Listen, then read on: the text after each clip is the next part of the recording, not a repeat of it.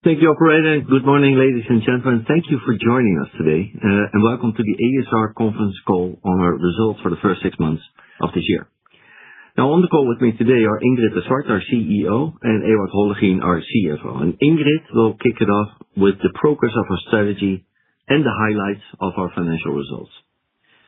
Ewout will then talk about the development of our financials, capital position, and solvency position. And after that, we will open up for Q&A. Now, we have ample time planned for this call, but we will stop sharply at 10:30 the latest. Please observe a limit of 2 questions so that everybody has a chance to ask questions. And finally, as usual, please review the disclaimer that we have at the back of the presentation for any forward-looking statements that we may make. So having said that, Ingrid, the floor is yours. Thank you, Michel. Good morning, everyone, and thank you for joining us. It's a pleasure to welcome you to my first results call as CEO of ASR. I look forward to engaging with you as the investment community in building a constructive dialogue with our shareholders and analysts. And together with Ewout, I'm proud to present our strong first half 2026 results. So let's turn to slide 2, showing our strategic progress. Over the past years, we have successfully pursued our strategy of profitable growth to create long-term value. Following a string of smaller bolt-on acquisitions over some years, the transaction with Aegon the Netherlands was transformational and has put us into various leadership positions.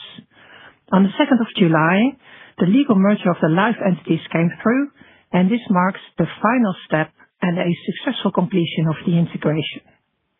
At the same time, we've already started the next integration. The acquisition of Bovemij has been closed on the 1st of July.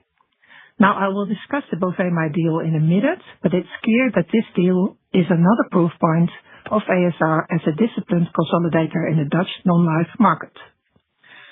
We also show discipline in the pension buyout market. The market has clearly become more competitive, particularly in larger transactions. But so far this year, we have announced 2 smaller transactions, and importantly, only at terms that make sense for us. The progress we have made across the businesses gives us confidence that we are on track to deliver on our 2024 CMD commitments. Over the first half of this year, we report a record OCC and a record operating result. We also see strong commercial performance with continued growth in non-life and pensions. Together, these results give us confidence in achieving our OCC target of 1.35 billion euros for this year. And lastly, we continue to operate from a position of capital strength.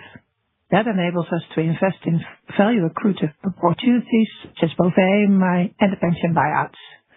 At the same time, we are committed to offer our shareholders an attractive return, and to that end, we announced the interim dividend per share of €1.39, an increase of more than 9%, and we completed the €175 million share buyback, which we announced at the full year results.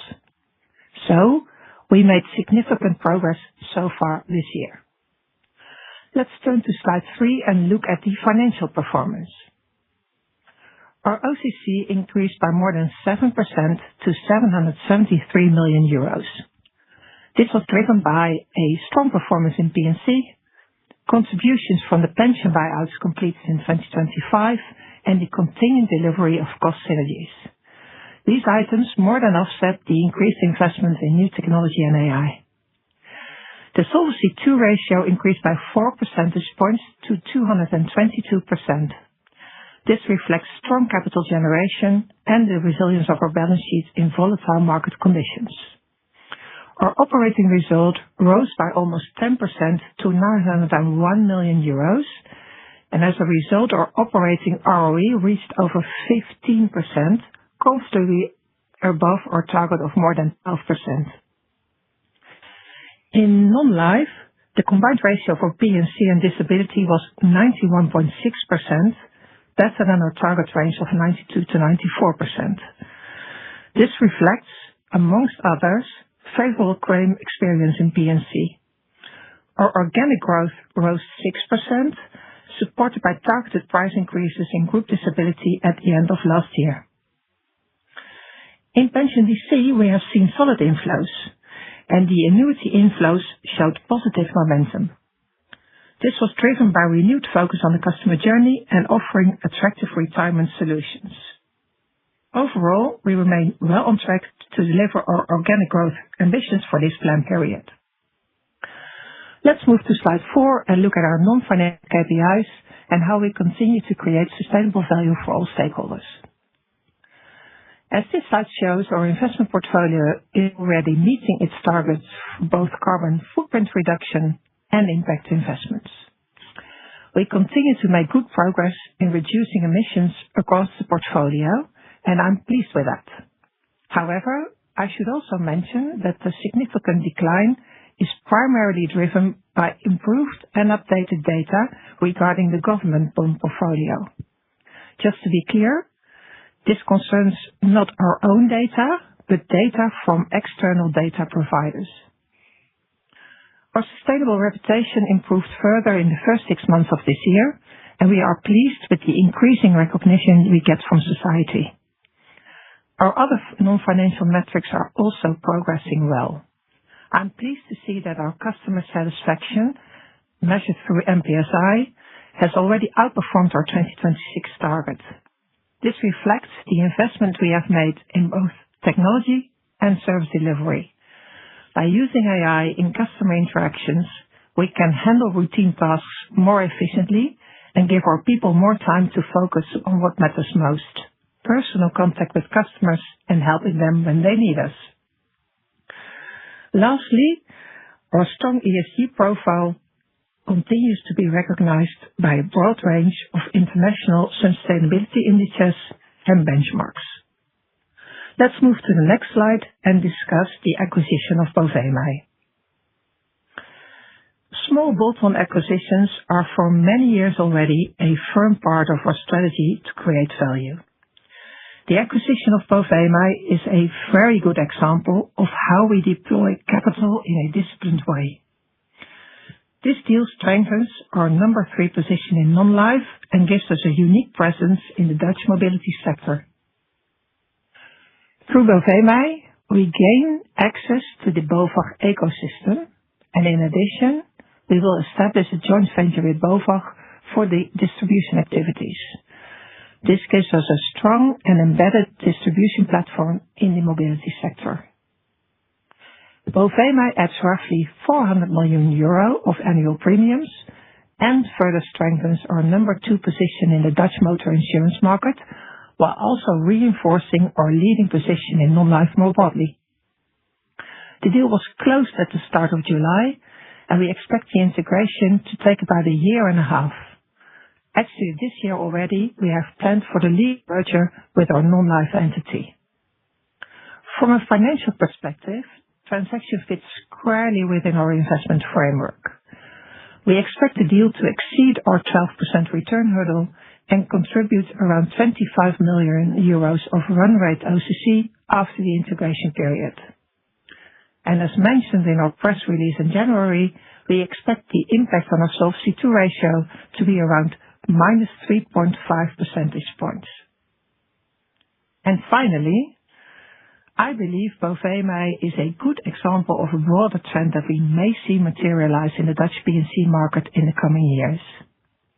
Beyond the 3 largest players, which together already account for around 65% of the market, there is a long tail of smaller insurers. For some of these companies, the investments required to remain compliant with increasing regulation, digitalization, data capabilities, and AI may become increasingly difficult to absorb on a standalone basis.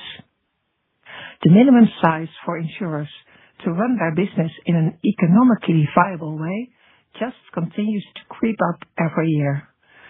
The Bovemij acquisition demonstrates that we are an active and disciplined consolidator. Over the past years, we have built a strong track record to successfully integrate into acquisitions and realize their full potential. And we have the capital to continue to pursue attractive opportunities. With that, let's move to the next slide and let me talk you through our business segments. Firstly, non-life. where we delivered another strong performance. Premium income increased by 6%, clearly above our organic growth target range of 3 to 5%. Growth was primarily driven by targeted pricing actions in group disability as well as new volume. Premium growth is really strong in H1, helped by some single premiums and price increases in portfolios that mainly have annual upfront payments. So the premium growth in the second half of the year is expected to be somewhat lower, but on an annual basis, we still expect growth towards the upper end of the 3 to 5% target range. Our combined ratio for P&C and disability came in at 91.6%, exceeding our target range of 92 to 94%. P&C was particularly strong, with a combined ratio of 89.9%, which benefited from favorable claims development on prior years, and there were also some one-off expense benefits. Weather-related claims increased compared with last year, but we remained within our semi-annual budget. In disability, the combined ratio came in at 93.3%. This reflects the pricing actions in the second half of last year, particularly in group disability, to address higher incidence rates related to psychological absenteeism. I should also mention that the uncertainty around the challenges remain, and the backlog at the employee insurance agency has worsened, and is something that we monitor closely. We will reassess our assumptions as part of the usual year-end review and will not hesitate to take further actions where necessary. Lastly, health continued to perform steadily. The combined ratio was 99.6%, while our customer base grew to more than 700,000 customers. Premium volume increased by 10%, supported by both pricing actions and higher benefits received from the Dutch equalization contribution. With that, let's move to the next slide and discuss our pension business. In DC pensions, inflows increased to 1.5 billion euros in the first half of this year, and we remain well on track to achieve our medium-term target of 8 billion euros in cumulative inflows. Supported by favorable financial markets, our DC assets under management increased by 14% to 34 billion euros. Annuities, our pension decumulation product, gains momentum. Inflows increased by 38%, driven by growing volume of maturing DC assets and an improved customer journey.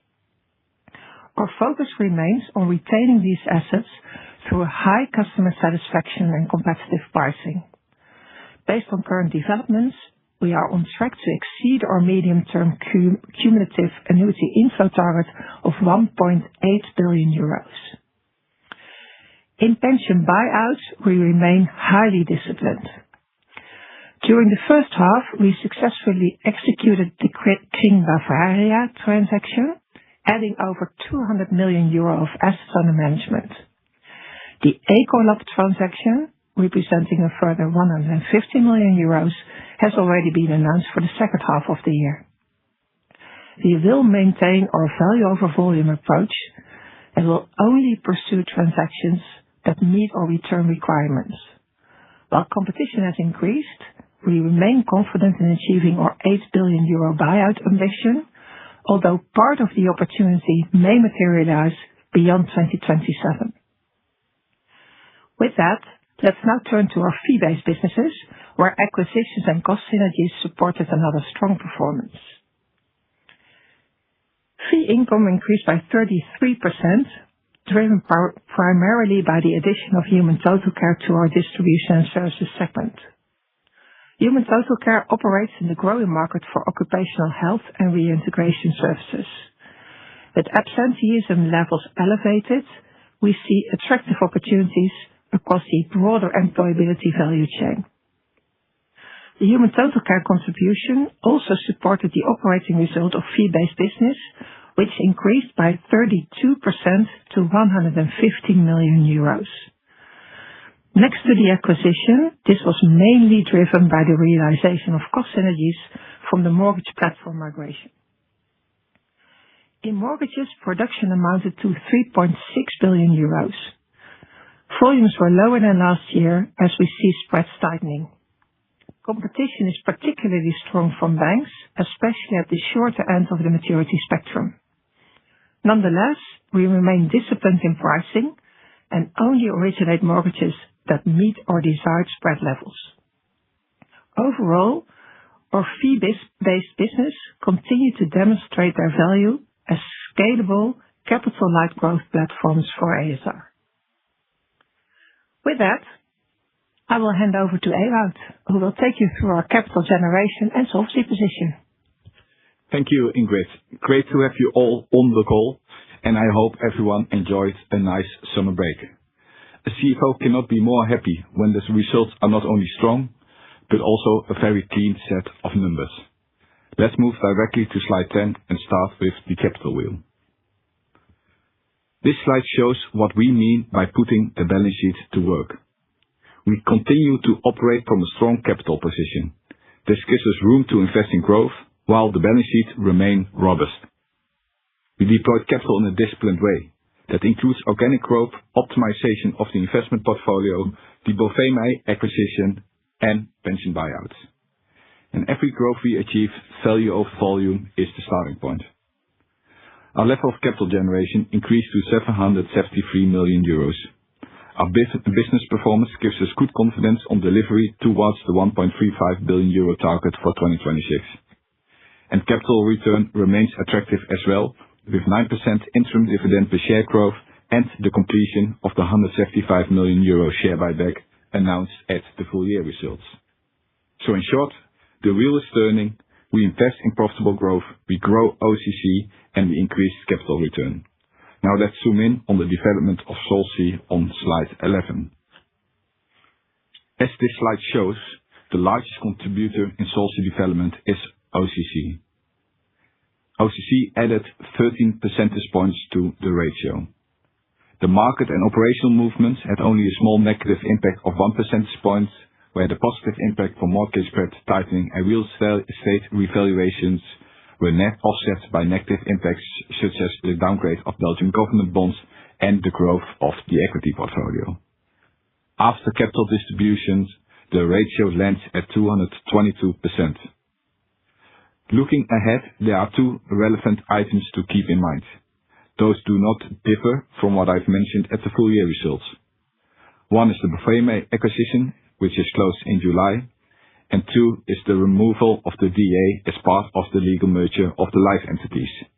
And as you all know, we have chosen not to apply for the DA in the partial internal model of ASR Life, knowing that the DA has to be eliminated anyway when EIOPA 2020 kicks in the beginning of 2027. Combined, the impact of those 2 points is around 7 to 8 percentage points. And then, in the first half of 2027, the implementation of the EIOPA 2020 review kicks in, and it is still expected, like by the full year, to add around 10 percentage points. So overall, we remain in a very strong position with ample room to support profitable growth and attractive capital return. Let's turn to the next slide for further detail on our OCC. The main driver for the 7% increase in OCC was higher finance capital generation. This reflects the contribution from the pension buyouts that we closed in 2025. We also benefited from strong revaluation in equities and real estate over the past year, which are compensated by spread tightening throughout the fixed income portfolio.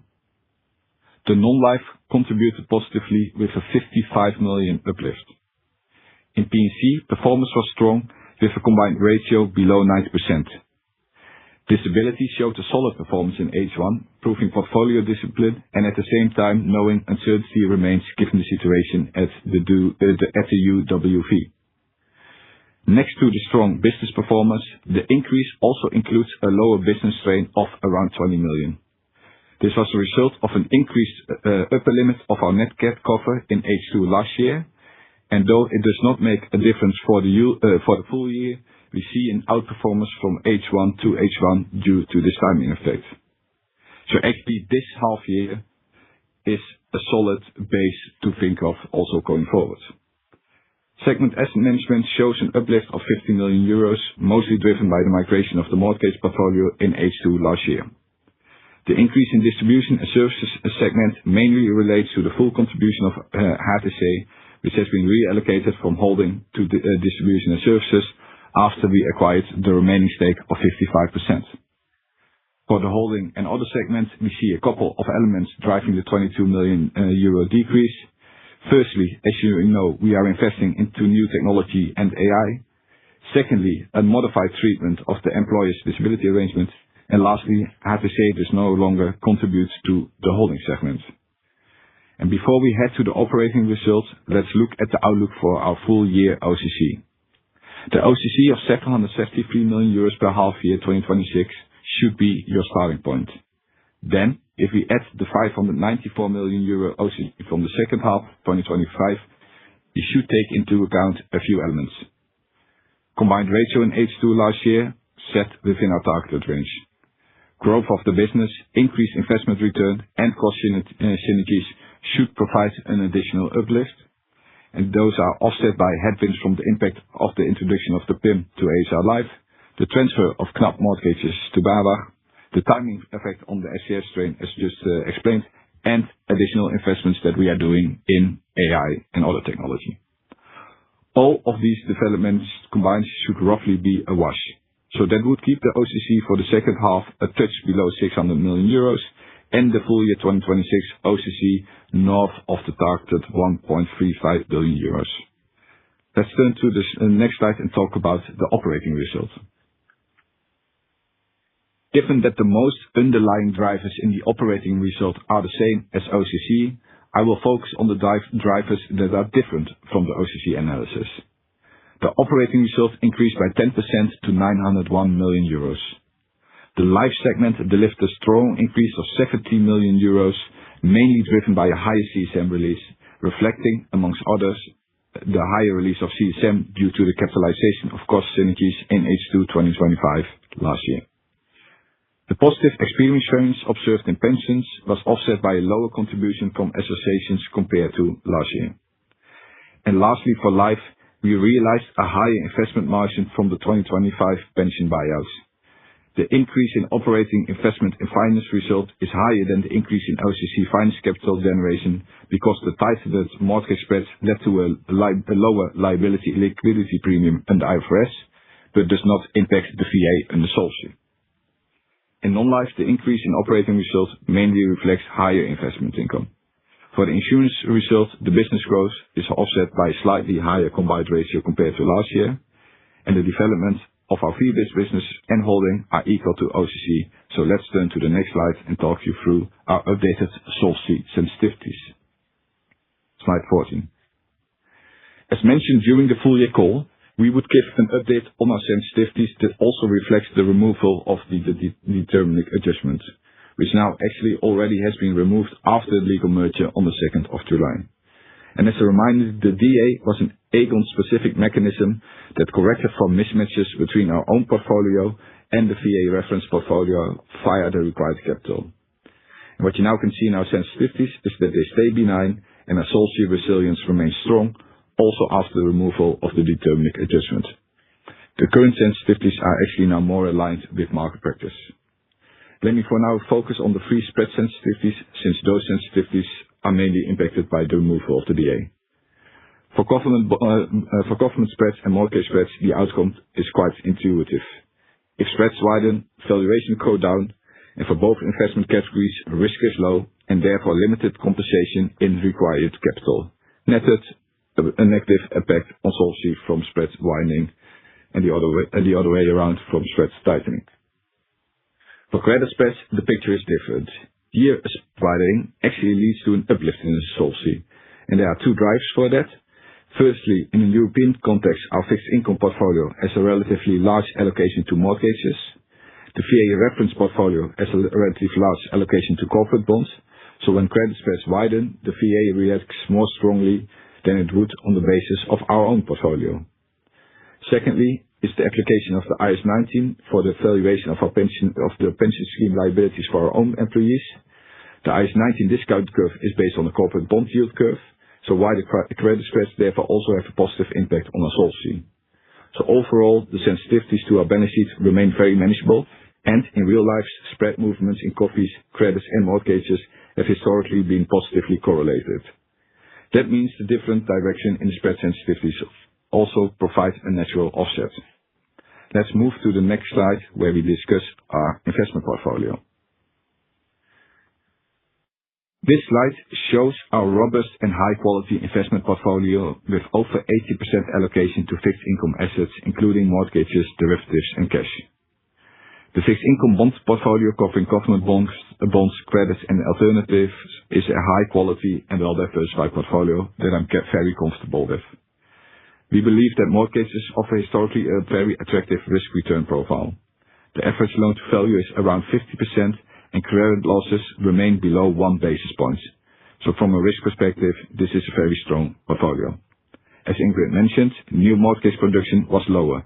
That's mainly due to the current interest rate environment, which increases customer appetite for shorter maturities, where there is more competition from banks and resulting in lower spreads. Let's move to real estate and equities, where performance was very strong. In the first half year, real estate revaluation were up almost 3%, and this was mainly driven by residential, which was up around 5%, helped by the lowering of the transfer tax we discussed at full estate, and remains the backbone of the portfolio together with our rural portfolio that also continues to show solid performance. In equities, next to positive revaluation, we used the recent geopolitical volatility to expand our portfolio a bit at attractive buying moments. And that is another example where having your own asset management and be really on top of the market creates real value. Let's look at the flexibility of the balance sheet on the next slide. This slide shows that we continue to have ample financial flexibility, and that is really supported by the composition of our balance sheet. Financial leverage is at 21%, interest coverage ratio well above our internal limit, and on top of that, we still have significant debt capacity. There is room for more than 2.5 billion euros RT1 and Tier 2 issuances. And as you can see on the bottom right-hand side, our debt maturity schedule remains nicely spread over time. So from whatever angle you look at it, the balance sheet gives us significant financial flexibility. Let's turn to my last slide and end with our holdco liquidity. At half year, the holdco liquidity position is temporarily elevated, reflecting the cash upstream needed for the Bovema acquisition. The cash was already remitted before the half-year closing date, while the actual cash out took place the day after. The additional remittance came specifically from our well-capitalized life entities, and that's also reflected in the solvency ratio for ASR Life, which still remains very strong. So OCC good, group solvency good, cash at holdco good, legal entity solvency good. What could I say more? I think this is a good moment to hand it back to you, Ingrid, for the wrap-up. Thank you very much, Ewout. This brings us to the end of our presentation. Let me briefly close with the key messages. First, we have pursued profitable growth and strengthened our platform. The integration of Aegon Netherlands is now finalized, and the acquisition of Bovema was completed in July. Those are important steps in creating a leading insurer in the Netherlands. Second, we delivered a solid performance across all business segments. Our OCC is on track to reach the 1.35 billion euro target in 2026. Third, our capital position remains very strong. The Solvency II ratio increased to 222%, reflecting strong capital generation and well-positioned to pursue value-accretive opportunities. And finally, we will present our updated strategy and new targets at our Capital Markets Day on the 1st of December of this year. With that, we are happy to take your questions. Looking forward to answering them. Thank you. As a reminder, to ask a question, please press *11 on your telephone and wait for your name to be announced. To withdraw your question, please press *1 and 1 again. we kindly ask to limit yourselves to 2 questions per person. We will now take our first question. One moment, please. From the line of Cor Kluis from ABN AMRO ODDO BHF. Please go ahead. Hello. Good morning. Indeed, Cor Kluis from ABN AMRO ODDO. Congratulations with the results, especially I think the organic growth, the premium growth in non-life was quite high, better than expected. Could you elaborate a little bit more on that? So disability and P&C, could you split it in price increase and volume? How was the churn? And are you satisfied with the price increases in disability, especially given the VIA situation? So that's a question on premium growth in non-life, organic. Second question is about M&A. I think that you, as new CEO, of course, doing acquisitions has always been an important part of ASR, so you will probably also continue that in the future. Could you give your first views and context and way of looking to M&A as probably a continuing way of doing business, but your own view on that? And last question is about the VIA. I get it that, of course, you will do an update in Q3. But could you give some comments about what's going on, how the government is acting, what your interactions with the government indicate, what get the backlog in order, etc. So that's been my questions. Thank you.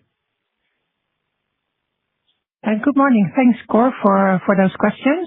I will start with answering the question around M&A, and then Ewout will take care of the P&C and disability questions that you posed. And thanks for the compliments as well, Cor. We're also very happy with the clean set that we presented this morning.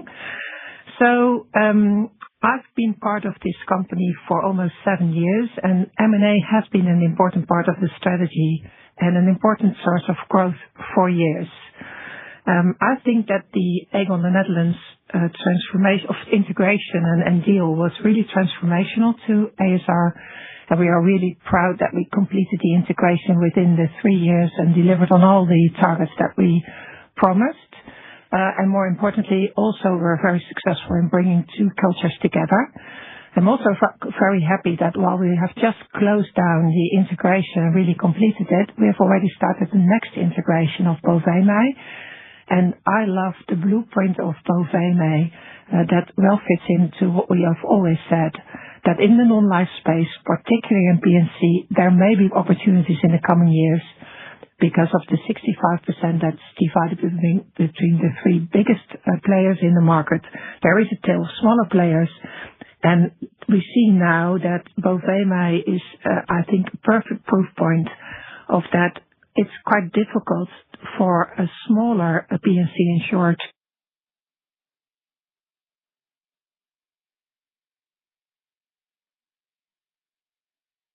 to stay economically viable, to do the investments into digitalization and AI, and to remain relevant to customers. And that's why I'm very happy that we were able to have such a nice deal together with Bovemij. And we are very keen to explore additional opportunities. So I would say, as expected, no change here, but looking forward to creating more opportunities. And the same goes for the financial investment return point of view deals. Well, we also always have looked at life and also funeral. They're also very keen and interested in buy portfolios, both in life with the back books that have predictable cash flows, but also in funeral. And we still believe that there is one big insurer that we think may come to the market at some point in time, and we will be keen to have a look at that, as you can imagine. And in the last couple of years, we've also acquired a range of smaller distribution companies, such as also Human Total Care that we mentioned in our presentation today. And we also are of continued interest to add those to our portfolio. So that's how I would look at it, looking forward to all the opportunities feeding forward. And with that, please, Ewout, can you do the P&C and income? Yeah, so on the premium growth, indeed, we were very happy with the strong growth in non-life that we have shown. So 6% growth. When we look underlying, we see a 4% growth in the P&C market. So we were able to grow in the middle of actually the target range that we are having of 3 to 5%, and at the same time having a very strong combined ratio. So definitely very happy with that. In disability, we grew even 8%, and what we see there is that the price increases that we pushed through as a result of the developments in group disability, which I will answer after this question, actually resulted in less losing customers than we actually were expecting. And as a consequence of that, we actually saw that the increase in disability rose to 8%. Good to mention is that we see the increase mostly in disability, in group disability, and also a bit in sickness leave. And what that also means is that we have more customers that actually do annual payments. So we do, as a result of that, expect that growth in disability flattens a bit in the second half of the year. But with the strong growth that we are presenting today, we are having the confidence that we can land somewhere in the higher end of our target range. Then on disability, definitely an important topic to answer as well. As you all know, in group disability, and as I think also the market is seeing in group disability, we are observing elevated incident rates, which is mostly driven by mental illness and also long COVID. A broader market trend and something we also observed last year. That was also the main reason for repricing our business significantly in group disability for the year 2026. And when we actually look today into our portfolio, we see that the payments that we are doing, so the claims that we are having, is actually more or less in line with the actuarial assumptions that we are having. And this, in a way, proves the effectiveness of our portfolio discipline and also of the repricing. At the same time, and Ingrid was also already referring to that, we do see that the situation at the UWV, so the Dutch Employee Insurance Agency, is further deteriorating, and that their backlog is also increasing. The risk that comes with that is that we might not have the full view on the inflow of disabled people, as not everyone is assessed yet. And the second order effect can also be that reassessments are executed less because of this backlog. And this could mean, compared to the past, that individuals return less often back to work, and are also less often reclassified into a group which is not expected to return at all because they are lifetime disabled. And in that situation, the payments are no longer covered by the insurer, but by the government. What we are doing to actually solve that backlog is that we, together with the Dutch Insurance Association, are in very close contact with the UWV and the government of Social Affairs, and we see definitely solutions there. But it might require, and we don't know that exactly, time and also change in legislation. What we will do is actually bringing all those developments, the conversation that we are having, the risk that there might be some delay in the inflow and in the reassessments, that we bring that all together as part of the annual review that we are doing on our actuarial assumptions in H2. And we will definitely look at this in conservative, as you know us, in considering further actions. And that's actually the situation where we are looking at today. Okay, very clear explanation. Thanks very much. Thank you. We will now take the next question from the line of Andrew Baker from Goldman Sachs. Please go ahead. Hi, thank you for taking my questions. The first one, just on the non-life OCC. I know you touched on this in your comments, but can you just give a little bit more detail on the year-on-year SCR development that you saw in 1H 26? I guess what drove the differences year-on-year? I think you said the first half is a good base to project off going forward. How do we think about the second half then in 26 versus the second half in 25? So just picking apart those moving pieces would be really helpful. And then secondly, are you able to give us a sense of the amount of investment in technology and AI that you're running through the holding company cost line in the first half? What type of investments these are in? How should we think about this level of investment going forward? And I guess when should we expect to see the benefits flow into the results? Thank you. Good morning, Andrew. Thank you for your question. As a former CTO, I will take the AI and technology question.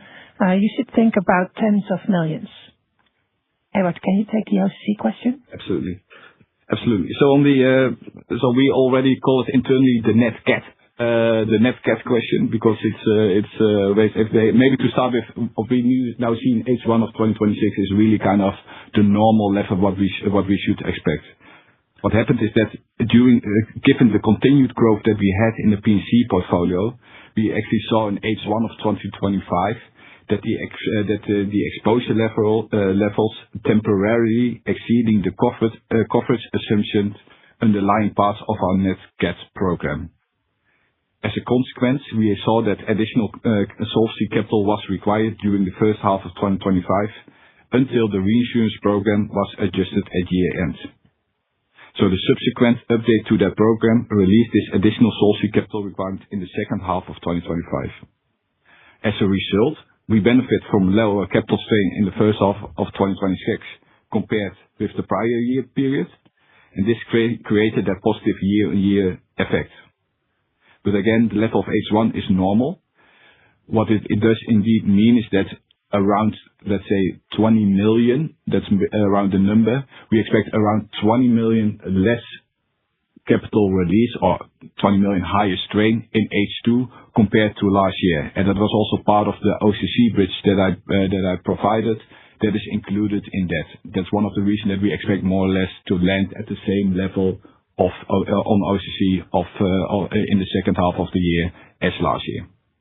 Hopefully that helps, Andrew. It's really clear. Thank you. Thank you. We will now take the next question from the line of Michael Huttner from Berenberg. Please go ahead. Thank you very much. And I have two. One is on real estate and the other one on reinsurance. On real estate, I saw you said 3% in residential, so 3% in real estate, 5% residential, I think, and solid in rural.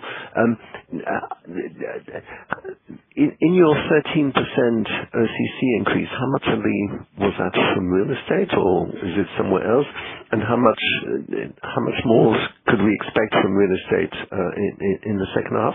And then on reinsurance, you just said you got negatives or not negatives, but a highest strain due to the high exposure numbers. Is there a benefit from buying more reinsurance, or did you decide not to buy more reinsurance? I was just curious. Thank you. Yes, thanks for those questions. On the real estate, so what we have as a kind of the total return assumption in real estate is a pre-tax return of 5.5%. So every revaluation that is actually exceeding that number, and the 5.5% is also including the direct yield. So everything that is excluding the other is outperforming those assumptions is not part of the organic capital creation, but is part of the market and operational developments. That's why I also mentioned in the kind of market and operational developments, there was some positive effect from the revaluation of real estate. In the second half of the year, we are neutral in our view on real estate. So we see still attractive direct yields, revaluation, more or less a neutral view. Then the second question in buying reinsurance. So the way we are looking to reinsurance is actually always in two ways. One is what is effective from a cost of capital perspective. So we assess the reinsurance program from a cost of capital perspective. That's one element. And also what we like, just as ASR being predictable, is that because of our reinsurance program, we also have a performance that is that if there is kind of cat happens, that our performance remains also strong in that type of situation. And with those two kind of criteria in place, we are actually happy with the reinsurance program that we are having today. So we don't foresee to further expand our reinsurance program. Maybe you can free up some solvency, but then it comes at a really high cost, and from a cost of capital perspective, that's then not really interesting. Brilliant. Thank you. Thank you. We will now take the next question from the line of Farooq Hanif from JP Morgan. Please go ahead. Hi, everybody. Thank you very much. Two questions which may be more for Ewout, but just firstly, you gave that bridge on OCC. It sounds like a lot of the elements that neutralize OCC in 2H are not what you would apply to operating profit. So I'm kind of thinking, that the expansion, you had an operating profit, will that be more normalized? So if you could talk about some of the one-offs in 1H that we should not repeat in 2H for operating profit. And actually just digging into one really large amount of detail, apologies, but the other line in the life result, which went negative, I think that's where you mainly earn your DC fees. Can you explain what happened there and what we should expect in that line going forward? Thank you. Thank you very much, Farooq, for the questions. And I think, like you got it already, these are typical questions for Ewout, I would say. Farooq, I think you're right. So when we talk about the strain on in P&C, the benefit compared to last year was not part of the IFRS operating profit that we presented, and the fact that will be normalized in H2 will also not be part of the operating profit. So net, one could say that amount of 20 million is not normalized in an operating profit base. So you're definitely right on that one, Farooq. And I think your other question was also relating to the operating profit and then mostly the other results. So what we actually see in the operating profit of the life segment is two elements that is worth mentioning. One is indeed the lower operating results of other results, sorry. And that has to do with the fact that in H1 last year, we had a couple of associations, so participations in the life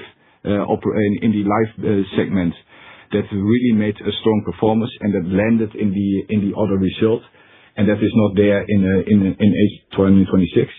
That is actually compensated by a positive experience variance, and they're mostly on the kind of positive experience variances, mostly also have to do with the expense level that we assume on the IFRS versus the expense level that we were actually seeing in the life segment. And that resulted in the positive experience variance. So there are actually two elements that more or less offsetting each other. A lower contribution from participations, which was very high last year, but good, strong experience variance, mostly driven by a little bit of mortality, and then the other part is expenses in the experience variance. And so just to follow up as well quickly on that, so in non-life, you also benefited, didn't you, in the combined ratio from non-recurring elements? What's the size of that? Yeah, that was 5 million, and the offsetting effect of that 5 million was, by the way, in holding and others. So there was kind of the offsetting effect. So there was 5 million benefit in non-life, 5 million lower result in the holding and others. So it's more or less neutral for the second half of the year. So you're implying that 1H is kind of a run rate in operating profit? That's exactly why I'm so happy as a CFO that I not only present strong numbers, but also very clean set. Definitely. Yeah, true. Thank you so much. Thank you. Thank you.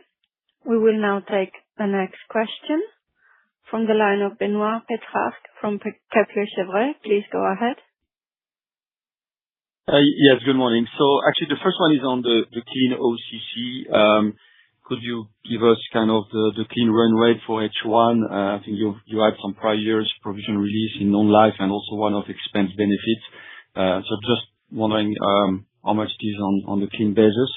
The second one is on disability. So if I remember well, last year you lost clients after the repricing put through in 25. Now the churn is quite limited in H1 26. So are you kind of reaching a point where clients are becoming less sensitive and you could be more active on the pricing into 27? And on disability, given all what you said on the backlog and the repricing, do you think you can maintain a combined ratio in the range of 92 to 94% for the disability business, given what you know currently? And just the final one on the pension buyout. So you've done 2 small deals. I was wondering how you see the pipeline for the rest of the year on the pension buyout. Thank you.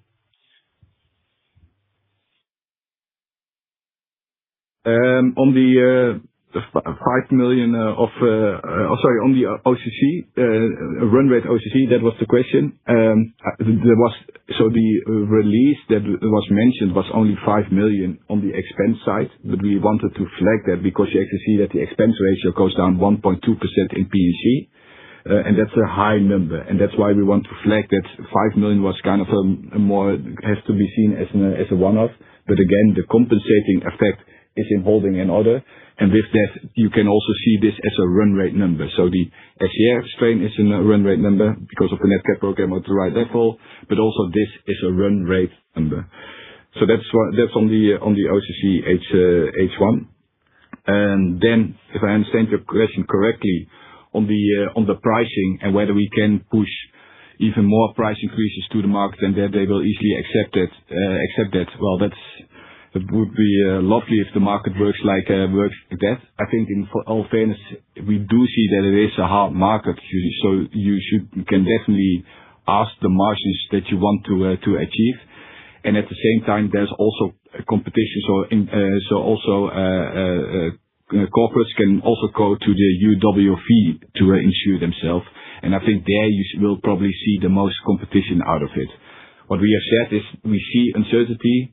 And as you can expect from us, that we will address that uncertainty in a conservative manner, and then it's up to the clients to decide whether or not they want to stay with us. That is the position that we are taking when it comes down to this business. Will that keep us in the target range, somewhere around 94%? Well, when we look today, that's actually the case. But again, we have seen that that uncertainty that I described given the backlog at the UWV, and that is something that we will assess in the second half of the year. But definitely, when we look today, we do see that the portfolio is performing in a solid way. Okay, thank you. Then the last question, Benoit, around the pipeline. We still believe that the market opportunity of 20 to 30 billion is there. And we also think and see that a part of that is likely to materialize over a longer period than we initially anticipated. Market competition is increasing after ACMEA entering the market, and we see that Athora is willing to play the game, and we also see that returns are coming down. However, we really remain disciplined in pricing and are very true to our value over volume principle, and will not deploy our capital if we can't make our 12% hurdle rate on these deals. We see room for us in the smaller mid-sized deals, proven by the 2 announced buyouts that I mentioned before. And we still believe and expect to be able to take our fair market share over the market of the 8 billion of the 20 to 30 billion market in total. But we do believe that it will extend beyond 2027. Thank you. Thank you. We will now take the next question from the line of Nasib Ahmed from UBS. Please go ahead. Perfect morning. Thanks for taking my questions. Firstly, on AI, where do you see the biggest benefits coming through within AI? Which segments? I think previously you mentioned health as a easy win. And then kind of related to that, the combined ratio, what you mentioned is 1.2 points of benefit from a reallocation of expenses. It feels like that's a run rate, like you said. So your combined ratio 92 to 94 seems like it's going to come down just of the reallocation of expenses, maybe some AI on top. So you should be running a little bit lower than that range. Is that my correct interpretation? And then just last question on longevity reinsurance. Is there still more capacity to do that based on what you've got on the books? Thank you. The last part I didn't get fully, Nasib, but I will answer. So the one was not 1.2%. It was a part of that 1.2%. So around 5 million, I think that's around 0.5 or 0.6. That was kind of the one-off that we saw in the expense ratio of P&C. So that is just to clarify that. Sorry for not being clear. And whether or not that result in a kind of structural lower combined ratio, I think that's too early to say. It's something that we also will assess with respect to the Capital Markets Day. But in all honesty, and we also have that dialogue in the past, we do see that the Netherlands is a well-consolidated market, and at the same time, there is still a lot of competition, and having a combined ratio at the low 90s is already very attractive from a return on capital perspective. So whether or not the combined ratio can be structural lower, that's really a question mark and not something to answer during this call. Okay, thanks, Ewout. Then I will take the AI question. Thanks for asking such a nice question, because I really like this subject, as you all know, I think. So you were mentioning already the health part of our business. That's the part where we started experimenting with AI. And we used health as a nursery for the whole company. Why? Because we were in the middle of an integration with Aegon Netherlands. Health was not in that integration since Aegon didn't have any health. So that was one. And two, we were able to have a lot of direct customer contact there, so a lot of data. So we built some use cases there, especially in the customer contact area. And that's a very good area to start, because there is a lot of customer contact.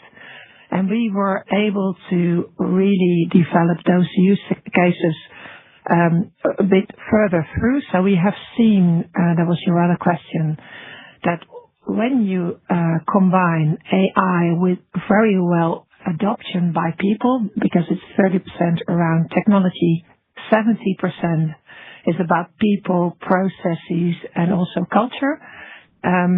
We see if you do combine that in a correct way, and I mean a way that really creates value for businesses, that we see an increase in customer satisfaction and employee satisfaction, and we see costs go down. And that's a very important proof point that we have seen. And of course, as you might imagine, we have a lot of businesses outside of health that can benefit from the same. So we do see that there is ample opportunity to really scale this from health towards the whole, all the big business segments within ASR.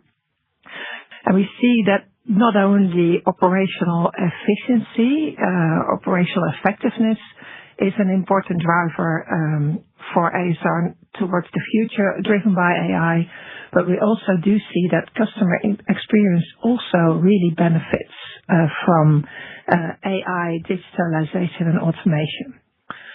So, as one would expect, we have a focus on creating long-term value, and we see the combination of people with technology as an important driver for this. And we truly believe that there is an accelerator for our strategy feeding forward if we can successfully combine the technology, AI, and people components with each other. We have programs in place to drive this successful adoption and also build a lot of proof points within the company. And I'm really looking forward to telling you the whole story on the 1st of December of this year at the Capital Markets Day, because there's so much to AI technology and how you can really place it in the middle of your businesses, that it would be a shame to just have a couple of minutes more to talk about it. Perfect. Thank you, guys. The last question here was around longevity reinsurance. What's the capacity? Sorry, that was the one I didn't get. So we are currently in the middle of assessing to do additional longevity reinsurance. Also to give some context. Is that we do see longevity reinsurance on one hand as an important tool to optimize actually the risk, the insurance risk that we have in our portfolio, because in the whole ASR book, longevity risk is the largest insurance risk that we have on the balance sheet, and simultaneously it also provides a balance sheet optimization opportunity against attractive cost. When we look to the current portfolio, roughly 50 billion of our liabilities has longevity risk in it.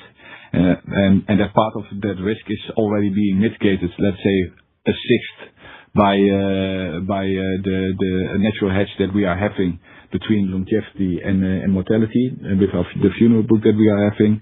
A third is something that we already have reissued in the past.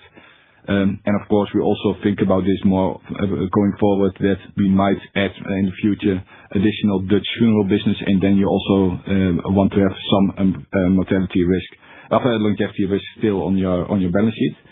I think with that in mind, roughly 10 to 15 million of remaining liabilities is really applicable for longevity reinsurance, and that will probably be separated into several tranches, if any.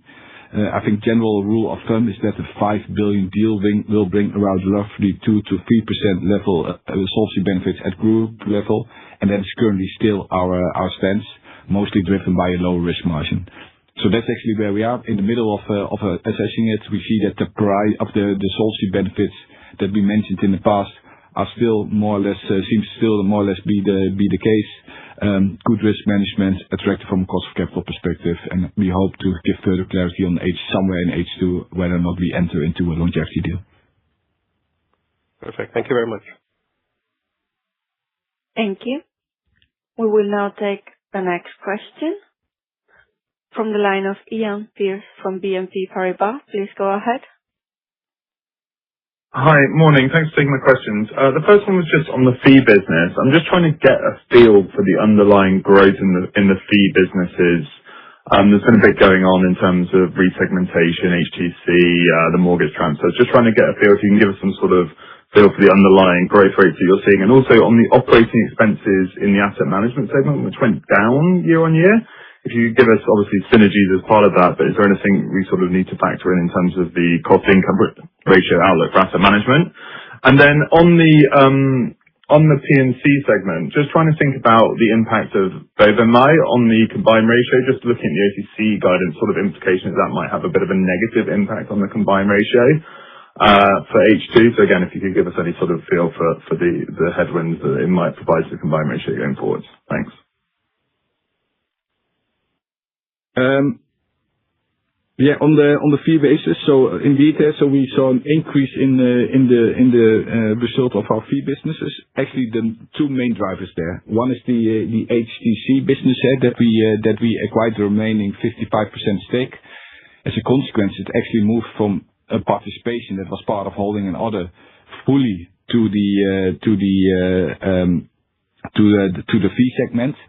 The total contribution in the fee segment on the OCC level, so net of tax, is around 15 million euros. The other contributor, 15 to 20 million euros. So the other contributor is actually the synergies that we realized from migrating the mortgage portfolio to the of Aegon to the ASR platform.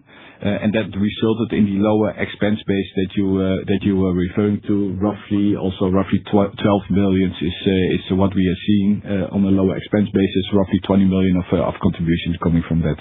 So that's actually on the fee business that we are seeing. I think the second question was on the kind of on the combined ratio of P&C. Of Bovemij, sorry. The combined ratio of Bovemij. So what we already mentioned during the full year, we don't expect a material contribution from Bovemij in 2026 already. That's because we added actually a portfolio that needs to be repriced, but even more importantly, where synergies needs to be realized so that you end up with a kind of healthy P&C portfolio of Bovemij. As we integrate from end of 2026 onwards, you really will start seeing benefits kicking in from 2027 onwards and the full amount from 2028 onwards.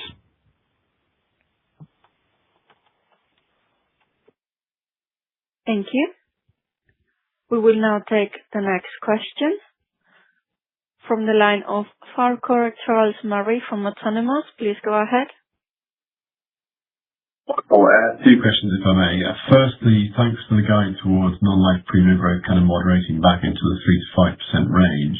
A lot of that turns on the disability market. So my question there is whether ASR would be willing to kind of perhaps go below the 3 to 5% target range, particularly in full year 27, if it's not possible to address the kind of issues in terms of the disability market, gain visibility on claims costs on which to build appropriate pricing. And then secondly, thanks for your earlier comments on M&A. Those are helpful. More specifically, do you think the opportunity set is opening up a bit more than recent years? And is that mainly at the kind of smaller end of the spectrum in terms of what you're seeing? And then finally, could you outline your thinking on business expansion outside the Netherlands? Is that still mainly for holidays? Thanks. Shall I begin with, thanks, Farquhar, for your question. I will answer the last two questions around M&A and abroad, and then Ewout will take your first question. So, starting with the abroad still for holidays question, ASR is really focused on becoming the leading insurer in the Netherlands. I'm really happy where we are today, but we do believe that we have a lot of organic growth opportunities, but also see that there is further consolidation possible and will occur in the Dutch market, and we are more than willing to participate in that. So that's, I think, quite clear. We continue to believe that has not changed. That it's incredibly difficult to find a compelling business case for ASR to buy another insurer outside of the Netherlands. So, really focused on the Netherlands. And then to your question around P&C and especially the longer tail of smaller insurance, like I said, we are really happy with Bovema being a blueprint. And I do believe that with the current, revolution going on around AI, technology, digitalization, also changing customer behavior, and the investment money that needs to be put into a business to successfully meet the standards that are nowadays, normal for P&C players, that's incredibly difficult for the smaller companies to do that on a standalone basis. So we are happy and thinking that the blueprint of Bovema will have will have new transactions in the coming time. Farquhar, on your question around the disability growth and are we willing to accept growth below actually our target range, the simple answer is yes. And the reason is that we strongly believe in a kind of the value of volume, and that every business that you write needs to deliver on the right return. That's why I also mentioned we will definitely look at the whole situation more on the conservative side and take that into account in for example in our price level. And if that means that we lose more clients and that we then will come below kind of the 3% growth in 2027, then that is what it is. We also kind of have to make a margin, and that is how we are always in the market. And for the long run, we believe that is actually the right position also to have as an insurance company, because that makes you also predictable for advisors and for clients. Thanks. Thank you. We will now take the next question from the line of Michele Ballatore from KBW. Please go ahead. Yes, thank you for taking my call. Just one question from me. If we look at the good trends especially in the finance capital generation, both in non-life but particularly in life. So how should we look in terms of the outlook on this line? I mean, how do you see, this trend continuing next foreseeable future? Thank you. I think if I understand your question correctly, is how do we look to the trend on the finance capital generation in OCC?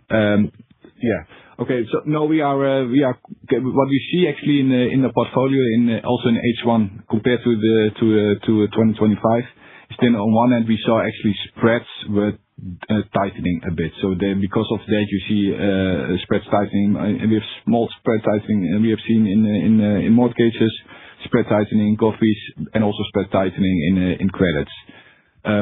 That brings you a somewhat lower return, for example, compared to the full year 2025. At the same time, we saw positive revaluation in real estate, more than expected. In our total return assumption, we saw good developments of equity markets, and that all contributes actually to a high investment margin. So if we look going forward to our finance capital generation, we expect that will kind of develop in the same direction as we have seen over the year in the first half of 2026. So no really worries there. But it all by end of the day always depends a bit on how markets will develop. Thank you. Thank you. We will now take our next question from the line of Jason Kalamboussis from ING. Please go ahead. Yes. Hi. Quick follow-ups, if I may. The first one is on longevity. I mean, we'll get more clarity maybe in the second half. Maybe you can do a deal, but looking at your solvency ratio 3 years out, it looks very high, building up quite a lot. So is that fair to say that, actually longevity is not, you don't need to do longevity deals at this stage, given your stronger capital position?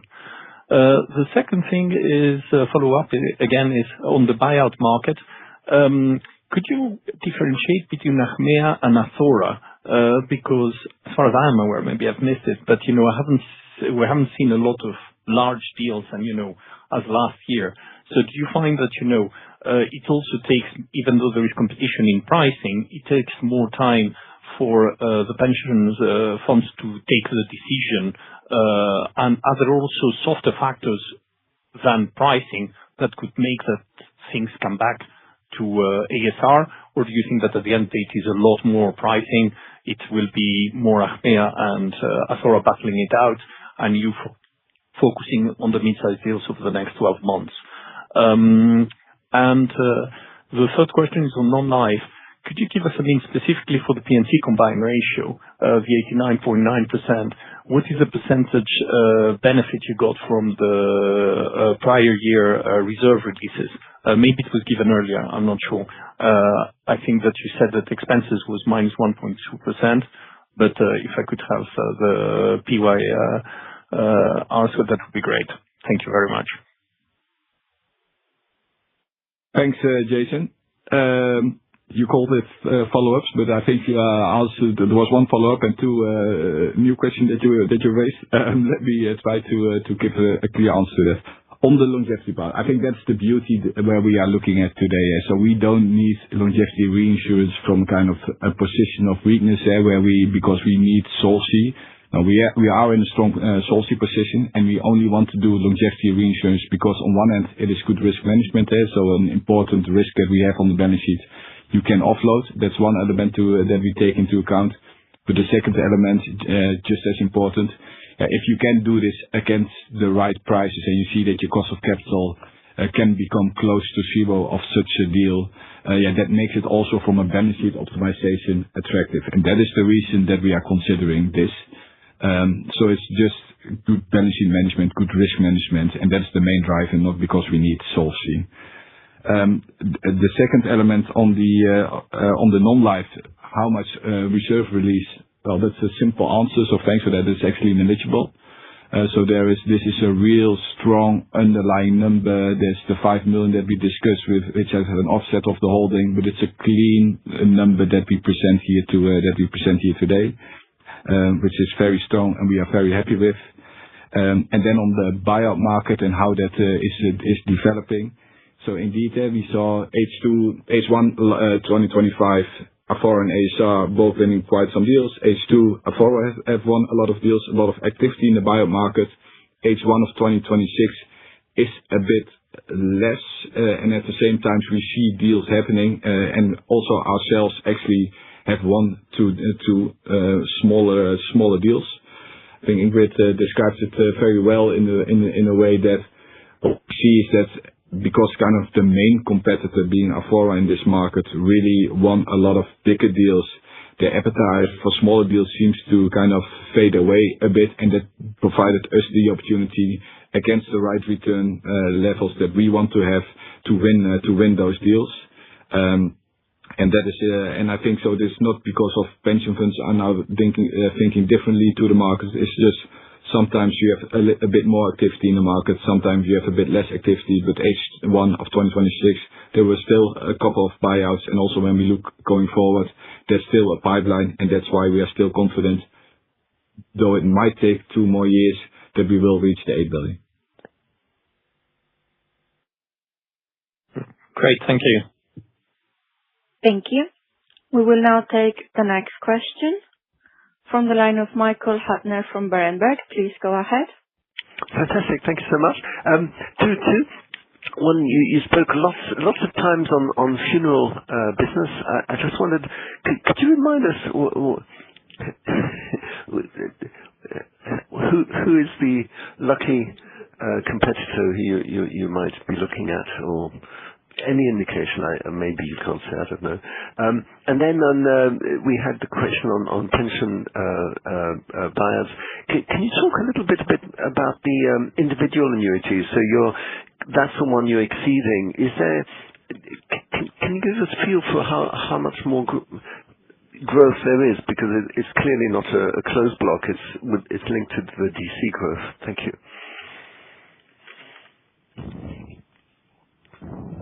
I will answer your last question, Michael.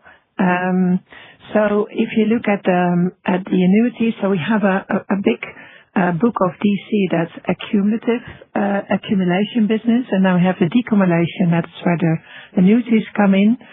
And what we do see is that if you have a very good customer journey and competitive pricing, and people are already used to your brand service and happy with that they've experienced over the DC time of period that they have been customer with us, we see that people really like to stay with ASR because of the very good customer journey where we have invested in to the new standards that are there today. And with that, I mean more digital, more AI, etc., more personal. And if you also have competitive pricing, people do stay with us because they liked during the accumulation phase, and they do also like us for the decumulation phase. And that's why we have indeed a very exciting increase of our annuities and of 38%. And also believe that we really think that we will exceed our target for this year. And on funeral, so it's never. Please be with me, Michael, that it's not really good to mention names in a call like this when it comes down to funeral insurance. But to answer your question, of course, we are open to onboard closed books of funeral businesses. So there are a couple of closed books of funeral business, and we are also more than willing to look more to open funeral businesses. And there are a couple of bigger players where the largest players has 50% market share. Probably that is not possible for us, also from a competition perspective, to really be interested in. But other players would be of our interest. Brilliant. Thank you so much. There are no further questions at this time. I will now like to turn the conference back to Ingrid de Swart for closing remarks. Thanks a lot, and thank you all for listening in, and also for your very nice and interesting questions. We enjoyed being with you this morning and are looking very much forward to meeting, hope lots of you in London in the coming days. So with that, I would like to really look forward toward the London engagement and meetings, and hope you all have a very nice day with our clean set of results. Thanks very much. This concludes today's conference call. Thank you for participating. You may now disconnect.